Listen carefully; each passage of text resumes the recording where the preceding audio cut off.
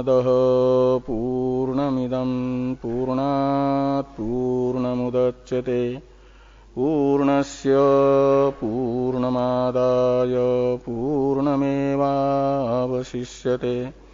ओम शांति शांति शांति।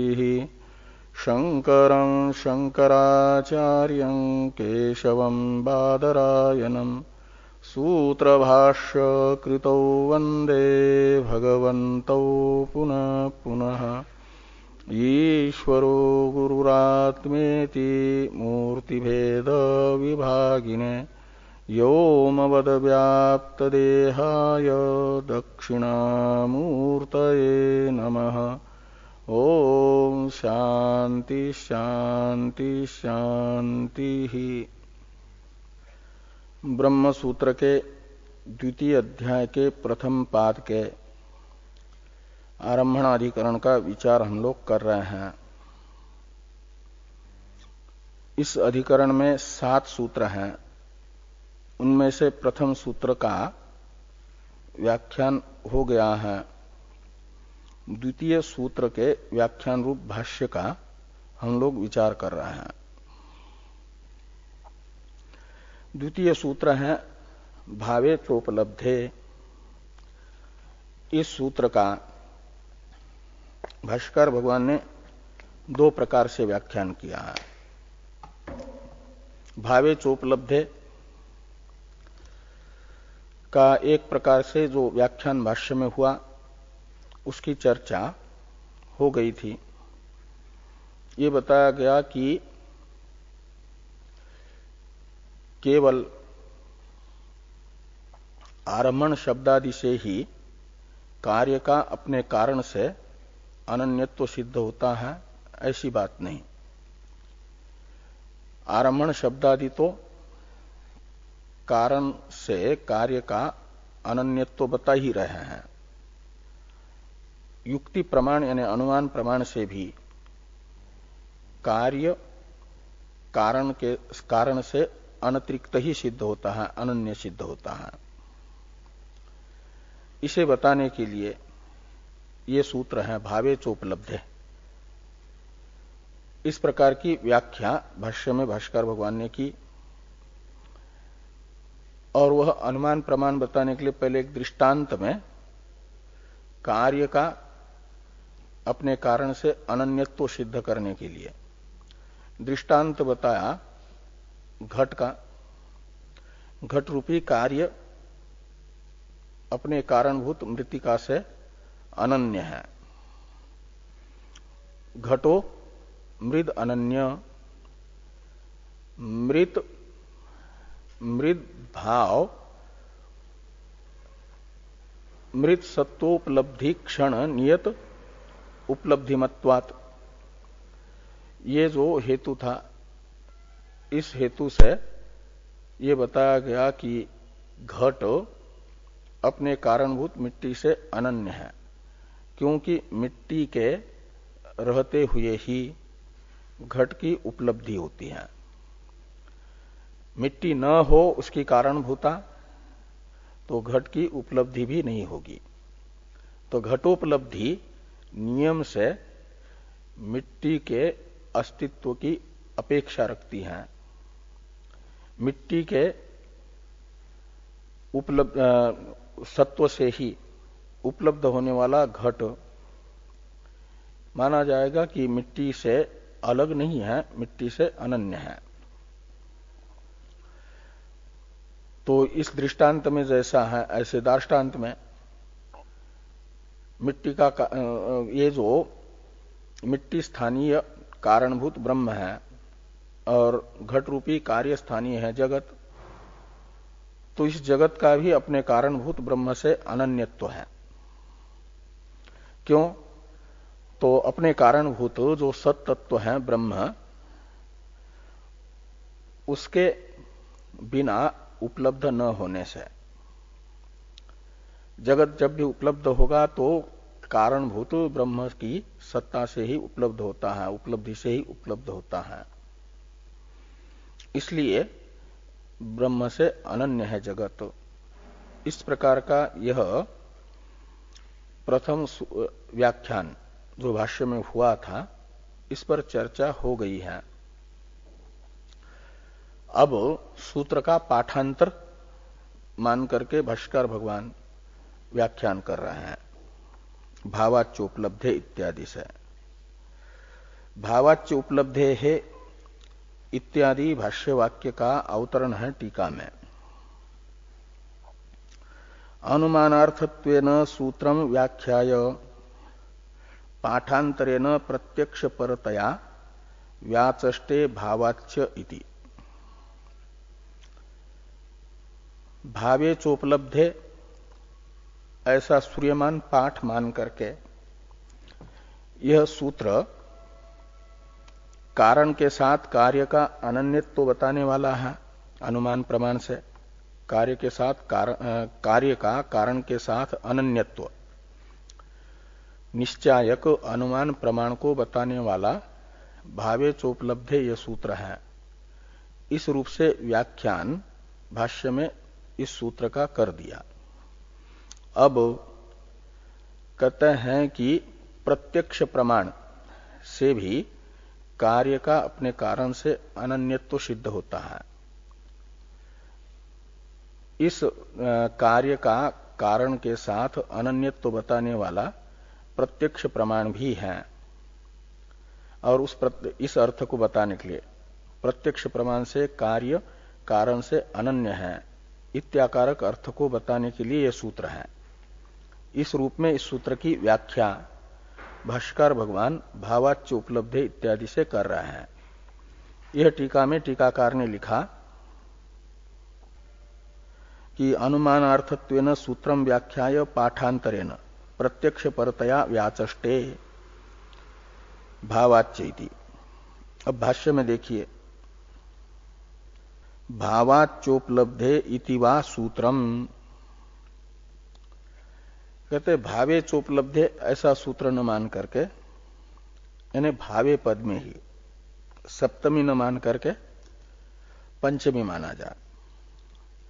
भावे सूत्रस्थ जो भावे चोपलब्धे है ना, तो केवल विभक्ति को बदल रहा है। जो सप्तमी है प्रथम पद में, उस सप्तमी के स्थान पर पंचमी विभक्ति मान रहे हैं। तो भावे इस सप्तम्यंत पद में से सप्तमी को निकालेंगे, पंचमी को रखेंगे तो स्वरूप बनेगा इस पद का भावात, और सूत्र का स्वरूप बन जाएगा भावाच्योपलब्धे, ये सूत्र रहेगा।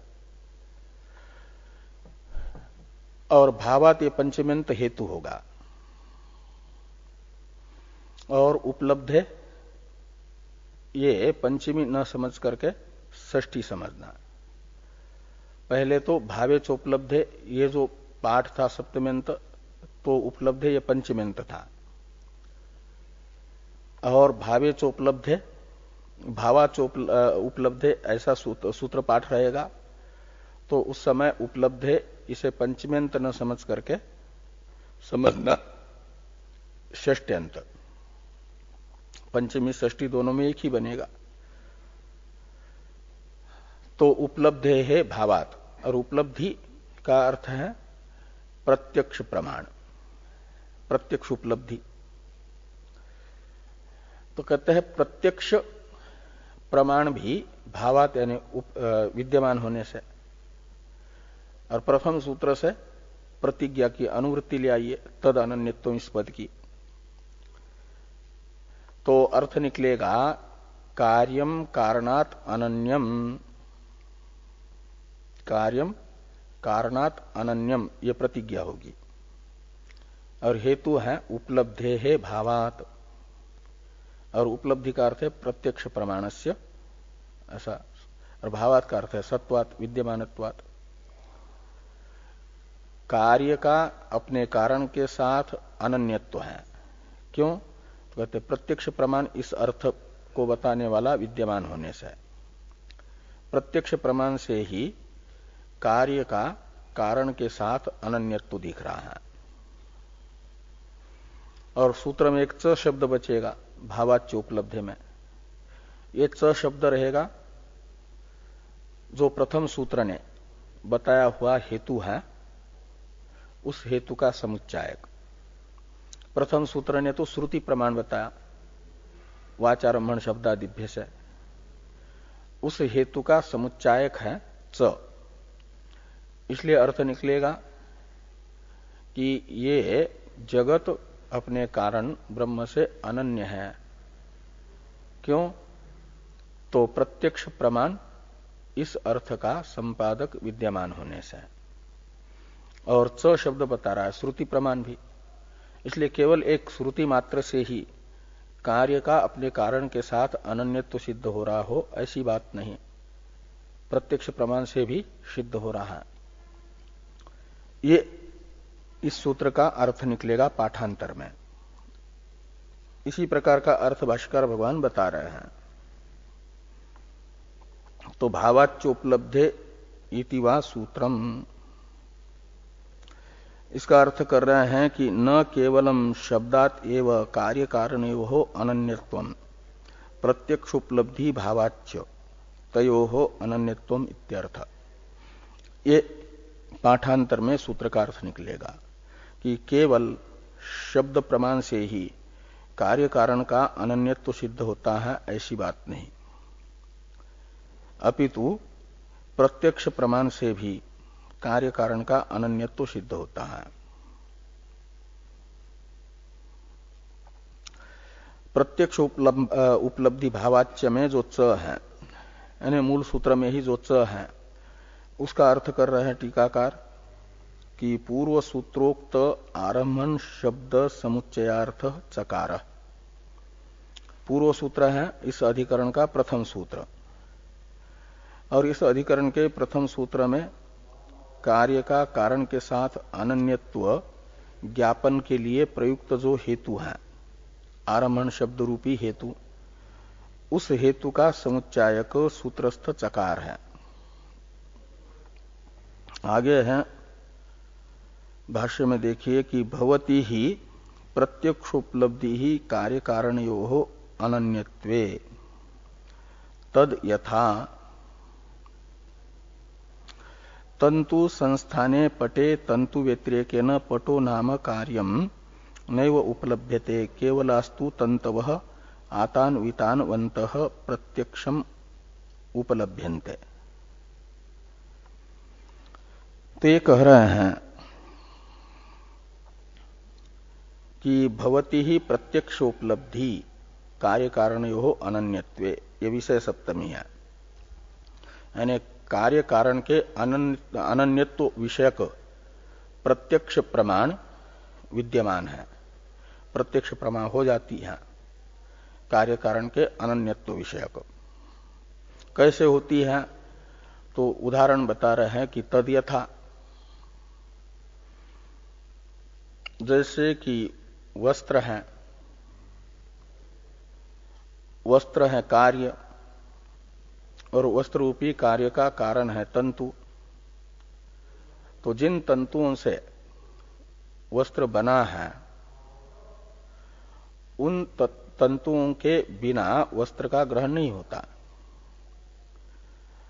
और प्रत्यक्ष प्रमाण से जब देखते हैं वस्त्र को, तो वस्त्र नाम की कोई वस्तु अलग ग्रहण तो नहीं होती, अपितु आतान वितान शब्दित जो एक जोड़ विशेष है तंतुओं का बुना हुआ संयोग विशेष, जिसे आतान वितान कह रहे हैं। तो आतान वितान से युक्त जो तंतु हैं, उन्हीं का हम चक्षु रूपी प्रत्यक्ष प्रमाण से ग्रहण करते हैं, और उन आतान वितान से युक्त तंतुओं से अलग कोई वस्त्र नाम की वस्तु ग्रहण नहीं होती। कि होती है? नहीं होती। ये यहां पर भाष्य में उदाहरण दिया कि तंतु संस्थाने पटे तंतु व्यतिरेकेन पटो नाम कार्यम नैव उपलभ्यते। तो तंतु नाम की जो तंतु संस्थान यानी तंतु समुदाय, यही तो पट है। संयोग विशेष से युक्त तंतुओं के समुदाय को ही पट इस नाम से कहा जाता है। तो वह पट नाम की वस्तु कहते तंतु व्यतिरेकेन पटो नाम कार्यम नैव उपलभ्यते। केवलास्तु तंतव आतान वितानवन्तः प्रत्यक्षम उपलभ्यन्ते। आतान वितान से युक्त तंतुओं की मात्र उपलब्धि हो रही है। इसका अर्थ करते हैं टीका में टीकाकार कि नच एकः पटः इति प्रत्यक्षम पटस्य तंतुभ्य पृथक सत्वे प्रमाणम अपृथक सत्ताक मिथ्या कार्य विषयत्वेनापि उपपत्तेः। अत आतान्वितान संयोगवन्तः तंतव एव पट इति प्रत्यक्ष उपलब्धेः सत्वात् अनन्यत्वम इत्यर्थः। ये इस उदाहरण वाक्य का अर्थ है। पहले पूर्व पक्षी ने शंका की तंतुओं को पट से अलग दिखाने के लिए, कार्य कारण का जो भेद मानते हैं उन भेदवादियों की शंका है कि ये ज्ञान हो रहा है प्रत्यक्ष प्रमाण से ही कि ये कह पटह, जो आप शॉल ओढ़ करके बैठे हैं, कितनी शॉल ओढ़े हैं? हाँ, तो एक है। तो एक पटह, ये जो प्रत्यक्ष ज्ञान हो रहा है ये बता रहा है कि पट में एकत्व संख्या है। तो एक तंतु ओढ़ा है क्या?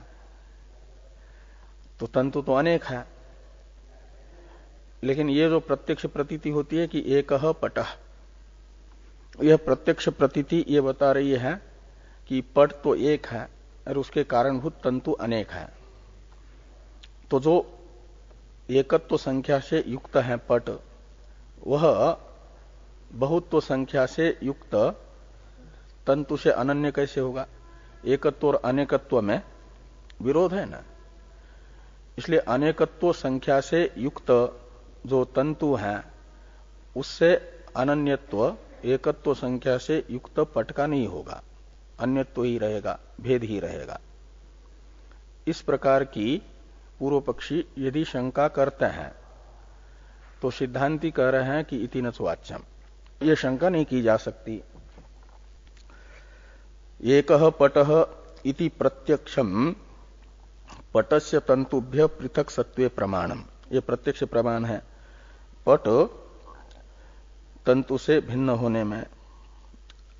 ऐसा नच को जोड़ दीजिए इसके साथ, वाच्यम का अध्यार कर दीजिए, इति नच वाच्यम, ये नहीं कह सकते। क्यों कहते? इसलिए कि अपृथक सत्ताक मिथ्या कार्य विषयत्वेनापि उपपत्ते, तंतु रूपी कारण से पृथक सत्ता नहीं है कार्य की, इसलिए उसे कहा जाता है मिथ्या।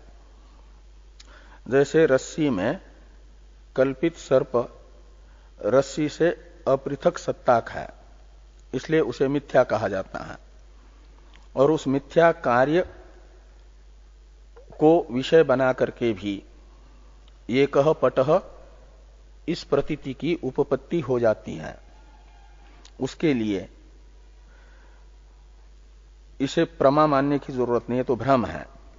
एकः पटः ये है भ्रम। जैसे सर्प को देख करके रस्सी को देख करके सर्प का भ्रम होता है, सुक्तिका को देख करके रजत का भ्रम होता है, तो वह मिथ्या रजत विषयक प्रत्यक्ष भ्रम है।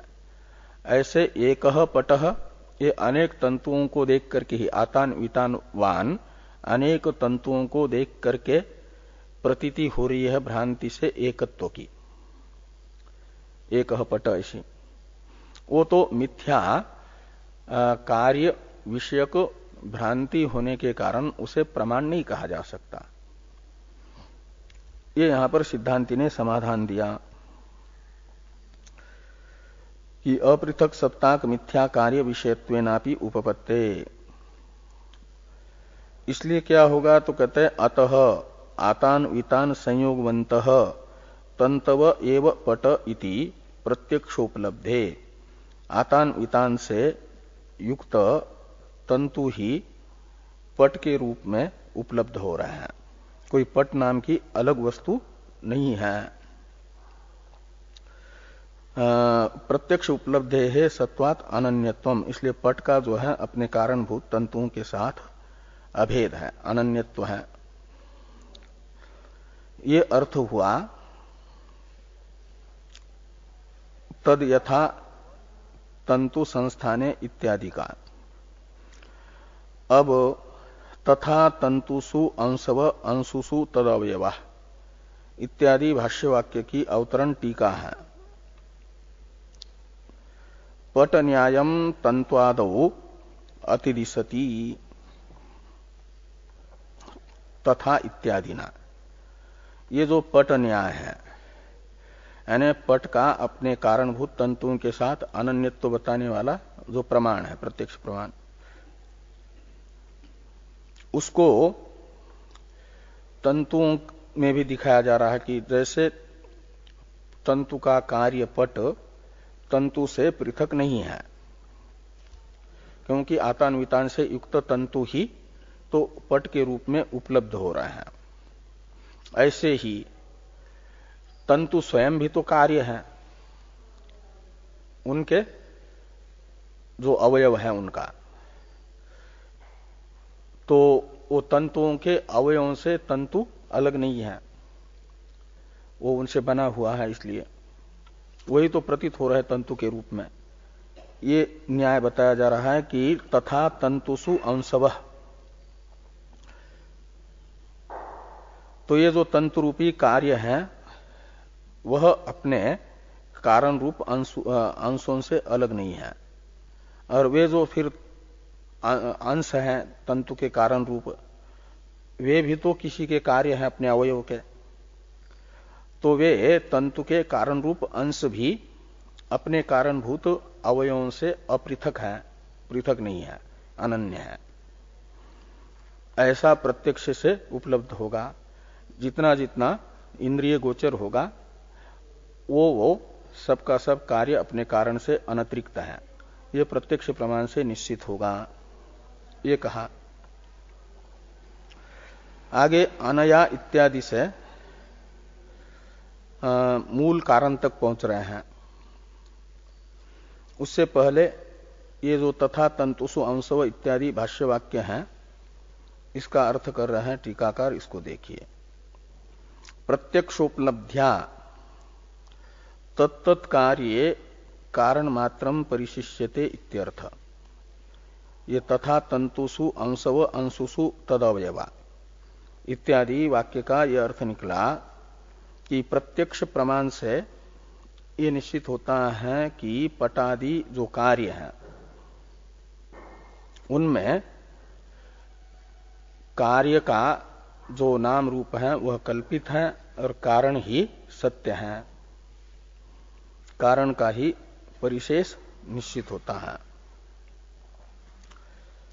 अब ये जो प्रत्यक्ष प्रमाण से प्रत्यक्ष प्रमाण के विषयभूत कार्य कारण हैं, उनका कार्यों का अपने कारण से अनन्यत्व बताया गया। इसको दृष्टांत बना करके जो प्रत्यक्ष प्रमाण का विषय नहीं है, ऐसे कार्य कारण का भी अनन्यत्व अनुमान से सिद्ध होगा। इसे अनया इत्यादि से बताया जा रहा है। इसे कह रहे हैं अनया प्रत्यक्ष उपलब्ध्या, इसका अवतरण है टीका में, यत्र प्रत्यक्षम नास्ति तत्र कार्यम विमत कारणात् अभिन्नम कार्यत्वात् पटवत इति अनुमेयम इत्याह अनया इति। तो कहते हैं जहां पर कार्य कारण का प्रत्यक्ष नहीं होता वहां पर भी कार्य को पक्ष बना दें और कारण से अभिन्नत्व को साध्य बना करके, कार्यत्व को हेतु बना करके पटादि जो प्रत्यक्ष प्रमाण का विषय है, कार्य कारण का अनन्यत्व, उसे दृष्टांत बना दे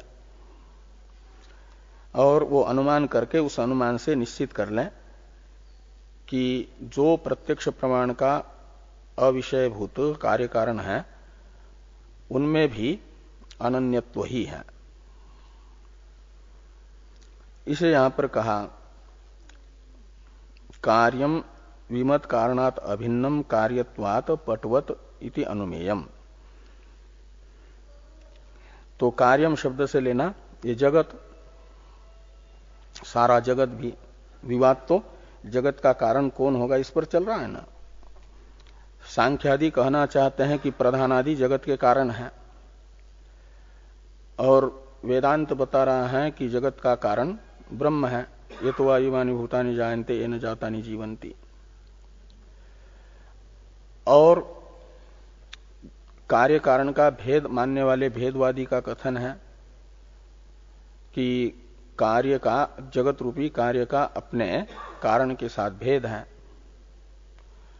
और यहां पर बताया जा रहा है कि जगत रूपी कार्य अपने कारणभूत ब्रह्म से पृथक सत्ता वाला नहीं है, अनन्य है। इसलिए यहां पर कार्य शब्द से लीजिए आकाशादि कार्य, और विमत कारण से लीजिए ब्रह्म को।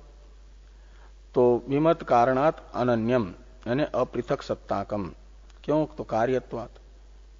और प्रत्यक्ष प्रमाण का विषयभूत जो पट है उसको दृष्टांत बना दो। तो जैसे पट अपने कारणभूत तंतुओं से पृथक उपलब्ध नहीं होता, अनन्य है, ऐसे आकाशादि जगत भी अपने कारण ब्रह्म से अनन्य है, ऐसा अनुमान करना चाहिए। ये यहां पर बता रहे हैं कि अनया प्रत्यक्ष उपलब्ध्या लोहित शुक्ल कृष्णानि त्रीणि रूपानि ततो वायुमात्रम आकाशमात्रं च इति अनुमेयम् ततः परम ब्रह्म एकमेवा द्वितीयम्। तो ये कह रहे हैं कि ये जो प्रत्यक्ष उपलब्धि है, लौकिक कार्य का अपने कारण से अनन्यत्व का ज्ञापक लौकिक प्रत्यक्ष उपलब्धि, और इससे जिन कार्य कारण का अनन्यत्व सिद्ध हुआ उसे दृष्टांत बना करके, जो कार्य कारण अनन्यत्व प्रत्यक्ष प्रमाण का विषय नहीं बन रहा है उसका अनुमान करें। तो लोहित शुक्ल कृष्णानि त्रीणि रूपानि यानी स्थूल जगत का कारण है सूक्ष्म भूतत्रय। वहां पर बताया छांदोग्य में 3 भूत, सूक्ष्म पृथ्वी, सूक्ष्म जल और सूक्ष्म तेज। और तैत्तिरीय के अनुसार वायु मात्रा यानी वायु का जो सूक्ष्म वायु है, अपंचकृत वायु और अपंचकृत आकाश, उन्हें कहा जा रहा है वायु मात्र और आकाश मात्र शब्द से। इनका भी अनुमान कर लेना चाहिए। तो प्रत्यक्ष प्रमाण से तो ये प्रत्यक्ष गृहीत होंगे लोहित शुक्ल कृष्ण, और ये वायु मात्रा और तन मात्रा का भी अनुमान करके फिर क्या होगा? तो कहते ततः परम ब्रह्म एकमेवा द्वितीयम्।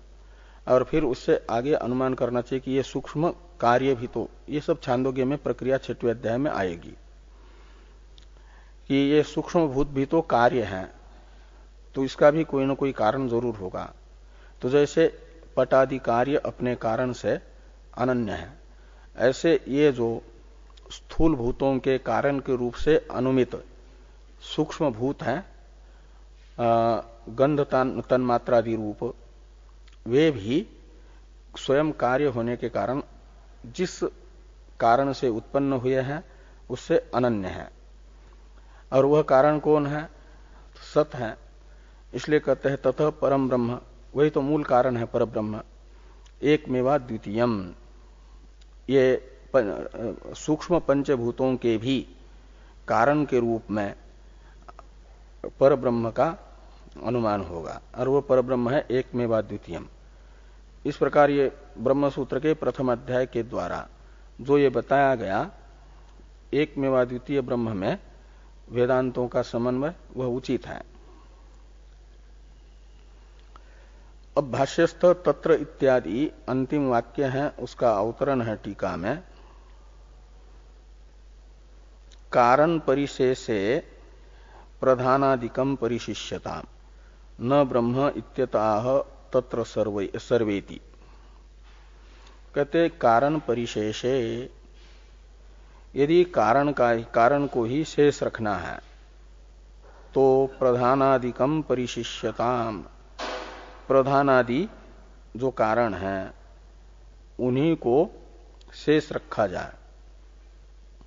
का मतलब यह है कि सांख्यों का आग्रह है, ठीक है कि कार्य मिथ्या है, कारण सत्य है, ये कह रहे हो, और कार्य न रहने पर भी कारण रहता है, वो अनन्य है, उसी की सत्ता है।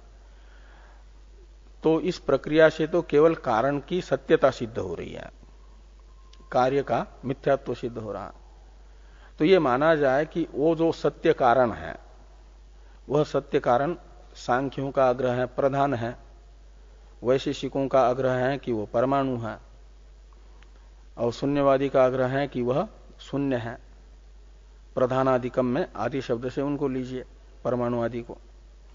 तो यदि आपने जो प्रक्रिया अभी तक बताई, कार्य का कारण से अनन्यत्व और कारण का ही सत्यत्व, वो जो सत्य कारण है जगत का, वह ब्रह्म नहीं प्रधान है। वैशेषिक कहेंगे, क्या नाम, सांख्य कहेंगे, वैशेषिक कहेंगे कि जो अवशिष्ट रहने वाला सत्य कारण है वह सत्य यानी नित्य, वो परमाणु है, न कि ब्रह्म। इस प्रकार की यदि सांख्यादि शंका करते हैं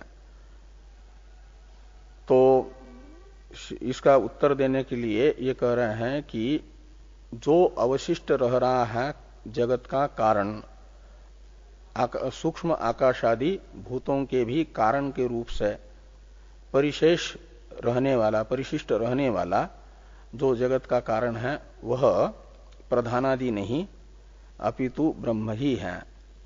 क्योंकि ब्रह्म का ही जगत के कारण के रूप से प्रतिपादन शब्द प्रमाण कर रहा है। ये तो वा इमानि भूतानि जायन्ते येन जातानि जीवन्ति यत् प्रयन्ति अभिसंविशन्ति तद विजिज्ञासस्व तद ब्रह्म तस्माद् वा ये तस्माद् आत्मन आकाश संभूत इत्यादि कई एक वाक्य सारे जगत के कारण के रूप में ब्रह्म का ही प्रतिपादन कर रहे हैं। सभी उपनिषदों से जगत कारणत्वेन रूपेण ब्रह्म का ही निरूपण होने के कारण सभी वेदांतों को माना जाएगा जगत कारण ब्रह्म है, वही एक सत्य वस्तु है। इस अर्थ का ज्ञापक प्रमाण, उसी में वेदांत का समन्वय है। इसे तत्र इत्यादि से भाष्कर भगवान कह रहे हैं। इसलिए कहते हैं कि तत्र सर्व प्रमाणानाम निष्ठाम अवोचाम। तत्र यानी तस्मिन एकमेवा द्वितीय ब्रह्मणि, ये जो जगत का कारण है, मूल कारण एकमेवा द्वितीय ब्रह्म, उसी में सर्व प्रमाणानाम यानी समस्त उपनिषदाम, सभी उपनिषदों का, निष्ठाम यानी तात्पर्य, समन्वय हम बता चुके हैं तत्व समन्वयात इस सूत्र में। प्रथम अध्याय इसी के लिए तो ही है। समस्त उपनिषदों का तात्पर्य एकमेवा द्वितीय ब्रह्म में है, इसी में समस्त उपनिषद प्रमाण है। थोड़ी टीका है कि ब्रह्मणि वेदांतानाम सर्वेषाम तात्पर्यस्य उक्तत्वात् तदेव अद्वितीयं परिशिष्यते न कारणांतरम अप्रामाणिकत्वात् इति भावः। तो ब्रह्म में सभी उपनिषद, वेदांत यानी उपनिषद का तात्पर्य होने से, और इसको हम पहले कह चुके हैं, उक्तत्वात् यानी प्रथम अध्याय के द्वारा ही बता दिया गया है। इसलिए कहते तदेव अद्वितीयम परिशिष्यते, इसलिए वो एकमेव अद्वितीय ब्रह्म ही परिशिष्ट रहेगा। न कारणांतरम, यानी प्रधान या वैशेषिकों का परमाणु ये सब नहीं रहेंगे। ऐसा क्यों कहते? अप्रामाणिकत्वात्। तो इनका अप्रामाण्य हम पहले बता चुके हैं। श्रुति प्रमाण तो है ही नहीं जगत के कारण के रूप से प्रधान आदि को बताने वाला। और पहले बता चुके हैं इस अध्याय में ही, द्वितीय अध्याय में, स्मृति प्रमाण में भी जो सांख्य स्मृति है, वैशेषिक स्मृति है, वह तो वेदानुकूल जो मनुस्मृति, गीता आदि हैं, उनके साथ विरोध है सांख्यादि स्मृति का। इसलिए सांख्यादि स्मृति भी अप्रमाण है। किस अंश में?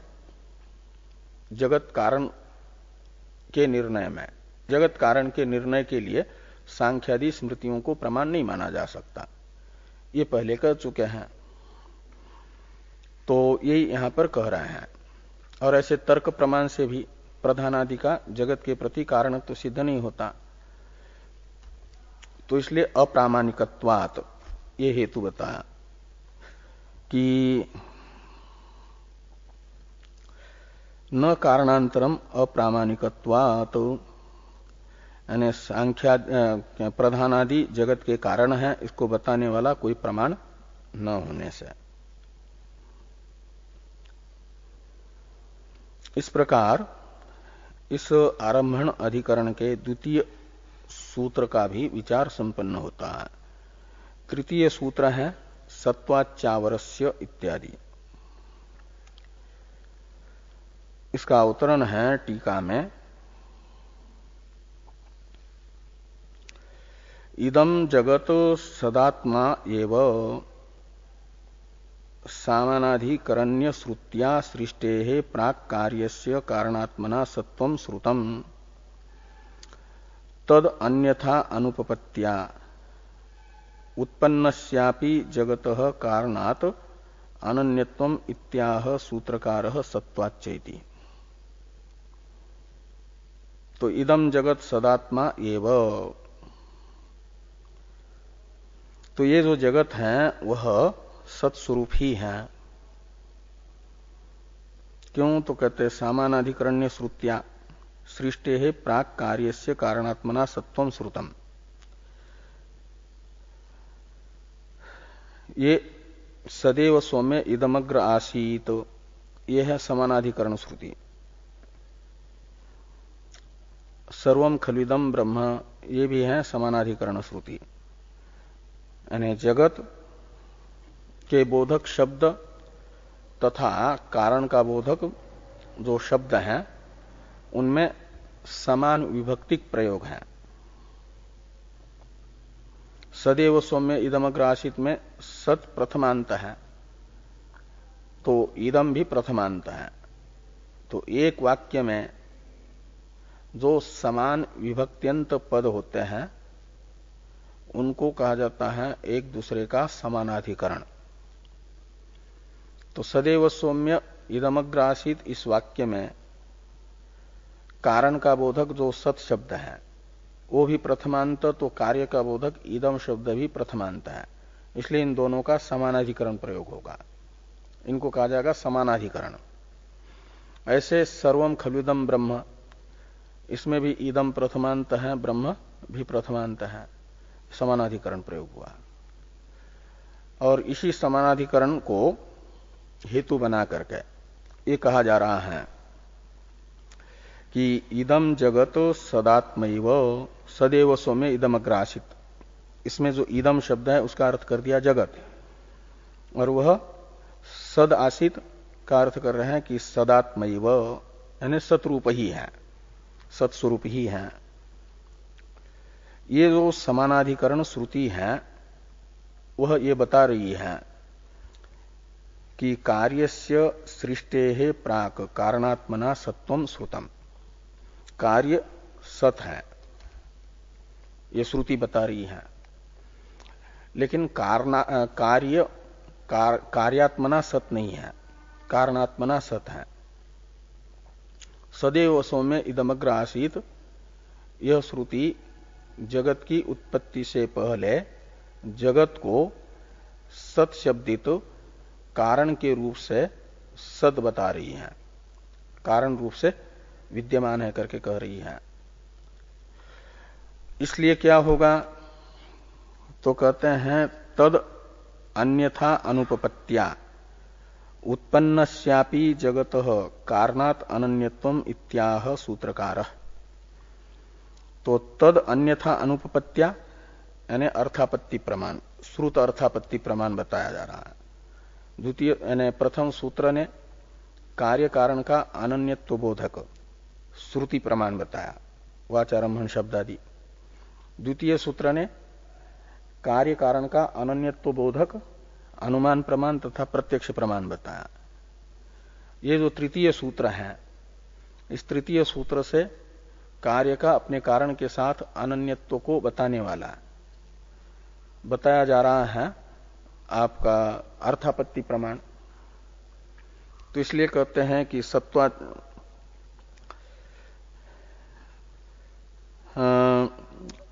तद अन्यथा अनुपपत्त्या, तत् यानी समानाधिकरण श्रुति के द्वारा श्रुत जो कारणात्मना सत्व, ये तत्शब्द से लेना।